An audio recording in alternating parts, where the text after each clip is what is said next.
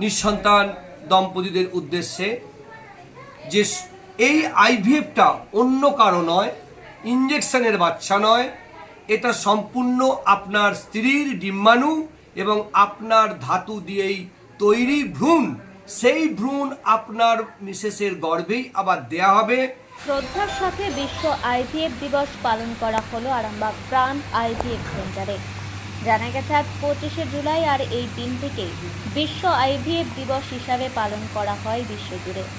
সেই মতো এদিন আরামবাগের বসন্তপুর আমতলা এলাকায় অবস্থিত প্রাণ টেস্টিউ বেবি সেন্টার তথা প্রাণ আইভিএফ সেন্টারে দিনটি শ্রদ্ধার সাথে পালন করা হয়। মূলত এই দিনে আইভিএফ এর প্রতিষ্ঠাতা ডাক্তার সুভাষ মুখার্জিকে শ্রদ্ধা জানানো হয় বলে জানা গেছে। পাশাপাশি কিভাবে আইভিএফ পদ্ধতিতে বন্ধাত্ম মায়েদের সন্তান হয় সে বিষয়েও বিস্তারিত আলোচনা করা হয়। জানা যায় এই আইভিএফ তথা টেস্টিউ বেবি নিয়ে অনেকের মনে প্রশ্ন থাকে, টেস্টিউ বেবি হয়তো অন্য কোনো পুরুষের হরমোন নিয়ে হয়। তা একেবারেই ভুল, তা পরিষ্কার জানান প্রাণ আইভিএফ সেন্টার কর্ণধার ডক্টর বিশ্বজিৎ ঘোষ। তিনি জানান তাদের আইভিএফ সেন্টারে যে বাচ্চার জন্ম দেওয়া হয় তা পুরোটাই নিজেদের স্বামীর শরীর থেকে প্রয়োজনীয় জিনিস নিয়েই আইভিএফ তথা টেস্টিউ বেবির জন্ম দেওয়া হয়। এদিনের পুরো বিষয় নিয়ে তিনি কি জানালেন শুনুন বিস্তারিত। সম্পর্কে বলা, দেখুন আজ 25শে জুলাই বিশ্ব আইভিএফ দিবস। এই দিনটা আমাদের কাছে একটা অত্যন্ত গুরুত্বপূর্ণ দিন, কারণ আজকের এই দিনটা আরও আমাদের স্মরণ করিয়ে দেয় আমাদের ডক্টর সুভাষ মুখার্জির কথা। যে মানুষটার চিন্তা ভাবনা, যার শিক্ষা দীক্ষা, যার পদ্ধতি, আইভিএফ কি বা কিভাবে করতে হয়, সেই প্রসেস যখন উনি করেছিলেন, হয়তো তখনকার দিন মানুষ সেটা বুঝতে পারেনি বা বোঝার চেষ্টাও করেনি, তাই তিনি অবহেলিত ছিলেন। কিন্তু বর্তমান বিজ্ঞান যেভাবে উন্নত হয়েছে, তাই ওনার কথা আজ এই বিশ্ব আইভিএফের দিবসের দিনে ওনাকে আমরা এড়িয়ে থাকতে পারবো না। তাই প্রাণ আইভিএফ টেস্টিউ বেবি সেন্টার নিঃসন্তান মা যাদের বাচ্চা আসছে না, বাচ্চা নষ্ট হয়ে যাচ্ছে, বাচ্চা থাকছে না, বিভিন্ন কারণে যারা সন্তানহীনতায় ভুগছেন, তাদের জন্য সুভাষ মুখার্জির কথা স্মরণ করে এই অত্যন্ত গ্রামাঞ্চলে আইভিএফ সেন্টার প্রতিষ্ঠিত হয়েছিল 2021 সালে। সুভাষবাবু একটা কথাই বলতেন যে আইভিএফ করতে গেলে যদি ভালো কোয়ালিটির যদি এমব্রায়ো বা ভ্রূণ যদি না হয়, কোনোদিনও কোনো মহিলার গর্ভে ভ্রূণের সঞ্চার ঘটবে না। তাহলে আইভিএফ এর জগতে সব থেকে মহামূল্যবান জিনিস হচ্ছে ভ্রূণ। সেটা তৈরি করবে যারা এমব্রায়োলজিস্ট। সেই ভ্রূণটা তৈরি করতে পারলেই তবেই একটা নিঃসন্তান মা হতে পারবে।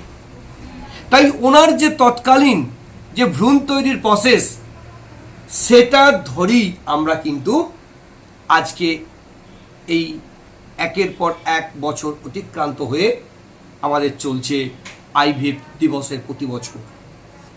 তাই এই দিনটাকে আমরা প্রতি বছরের ন্যায় এবছরও পালন করলাম। তাই আইভিএফ এর এই দিবসের দিনে সমস্ত নিঃসন্তান মায়েদের উদ্দেশ্যে একটা কথাই বলবো যে আপনারা হতাশ হবেন না। বন্ধাত্ম আর 5টা রোগের মতন বর্তমান বিজ্ঞান অনেক উন্নত, তাই আপনারা চিকিৎসা করান, অবশ্যই তার সুফল আপনারা পাবেন। আর সমস্ত জায়গায় একটাই আমি অনুরোধ করব যে আপনারা ডাইরেক্টলি পেশেন্টদের উদ্দেশ্যে বলবো, আপনারা কথা বলার চেষ্টা করবেন এমব্রায়োলজিস্টের সাথে যে আপনার ভ্রূণের কোয়ালিটি কেমন হলো, উনি আপনাকে সঠিকভাবে গাইড করতে পারবে। একদম।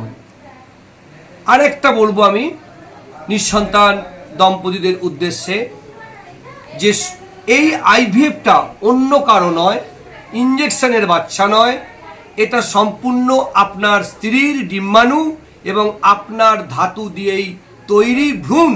সেই ভ্রূণ আপনার মিসেসের গর্ভেই আবার দেয়া হবে।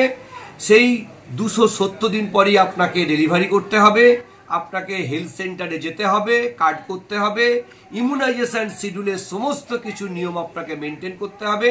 এটা সবসময় মাথায় রাখবেন, এটা সম্পূর্ণ আপনাদের নিজস্ব ডিম্বাণু এবং শুক্রাণু দিয়ে তৈরি আপনাদের বাচ্চা। মানে এটা একবারে দারুণ প্রশ্ন। এটা কোনোরূপ ইঞ্জেকশনের নয়, এটা আপনাদের ডিম্বাণু এবং তার স্বামীর ধাতু দিয়ে তৈরি হবে। অনেক কারণে হয়তো ভেতরে ফার্টিলাইজেশন ঘটতে পারছে না, সেটা ফার্টিলাইজেশনটাকে আমরা বাইরে তৈরি করে, ভ্রূণটাকে তৈরি করে আবার তার মিসেসের গর্ভে আমরা সেটাকে দিয়ে দিই। তাকেই বলা হয় আইভিএফ। তারপরেই সে ভ্রূণের সঞ্চার ঘটলেই তবেই সে মাতৃত্ব স্বাদ অনুভব করবে।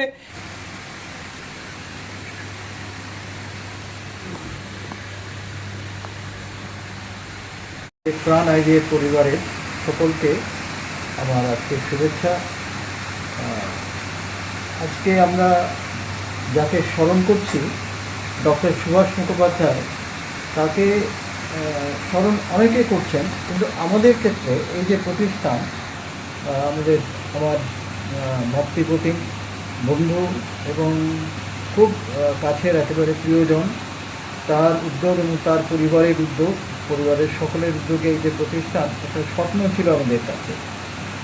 আমি একটা জিনিস ভাবছিলাম সকালবেলায়, যে কিছু কিছু ক্ষেত্রে ঈশ্বরের কাছে যা আমরা চাই আর যা আমরা পাই, এই দুটো মেলালে করে দেখা যায় পাওয়াটা ইতিমধ্যেই আমাদের চাওয়া থেকে বেশি হয়ে গেছে।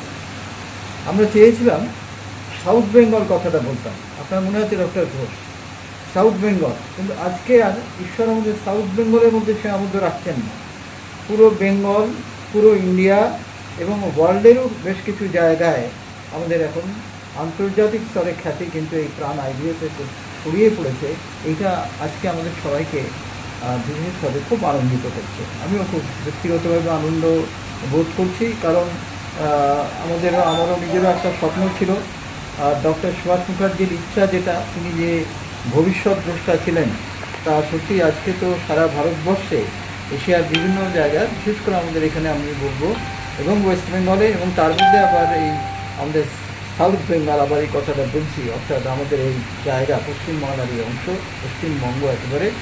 তো এইটাই ঈশ্বরের কাছে প্রার্থনা করি যে তার প্রতি যে অবিচার এবং অন্যায় হয়েছিল, সেটা একটা কাহিনীর মতো, সেটা এখানে আর পুনরুক্তি করার দরকার নেই। আমরা জানি যে সত্য কখনো চাপা থাকে না, তার নোবেল প্রাইজ পাওয়ার কথা, একদম যারা বিশেষজ্ঞ ব্যক্তি তারা সবাই জানেন তার নোবেল প্রাইজ পাওয়ার কথা, কিন্তু তাকে এইখানকার তৎকালীন সরকার, রাজ্য সরকার অত্যন্ত অন্যায়ভাবে তাকে এমন জায়গায় ট্রান্সফার করা, হ্যারাসমেন্ট করা, আমি সমস্ত বিস্তারিত কাহিনী জানি এবং খুব তখন থেকে খুব ব্যথিত ছিলাম।